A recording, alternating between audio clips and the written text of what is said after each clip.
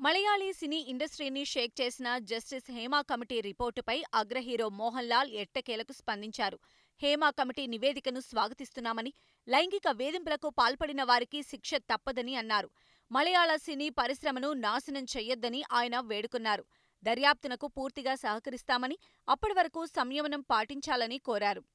Association of Malayalam movie artist పైన మొత్తం దృష్టి పెట్టవద్దని మిమ్మల్ని అభ్యర్థిస్తున్నాను. దర్యాప్తు జరుగుతోంది. దయచేసి పరిశ్రమను నాశనం చెయ్యవద్దు అని మోహన్ లాల్ శనివారం ఏఎన్ఐ వార్తా సంస్థతో అన్నారు.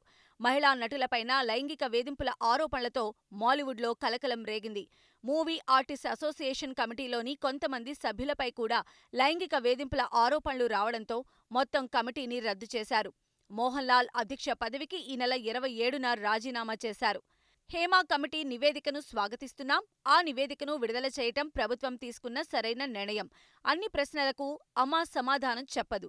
ఈ ప్రశ్నలు ప్రతి ఒక్కర్నీ అడగాలి. ఇది చాలా కష్టపడి పనిచేసే పరిశ్రమ. ఇందులో చాలామంది భాగస్వాములుగా ఉన్నారు. ప్రస్తుతం వచ్చిన వేధింపుల ఆరోపణలపై అందర్నీ నిందించలేం. బాధ్యులను శిక్షిస్తాం. దర్యాప్తు కొనసాగుతోంది. దర్యాప్తునకు పూర్తిగా సహకరిస్తాం. మాలీవుడ్లో పరిస్థితులను చక్కదిద్దడానికే మేం ఇక్కడ ఉన్నాం. హేమా కమిటీ రిపోర్ట్ ఇంకా చదవలేదని మోహన్ లాల్ వ్యాఖ్యానించారు. మాలీవుడ్ ఇండస్ట్రీలో శక్తివంతమైన పురుషుల మాఫియా ఆధిపత్యం నడుస్తోందని వస్తున్న ఆరోపణలపై మోహన్ లాల్ స్పందిస్తూ, అలాంటి పవర్ గ్రూప్ గురించి నాకు తెలియదు. నేను అందులో భాగం కాదని అన్నారు.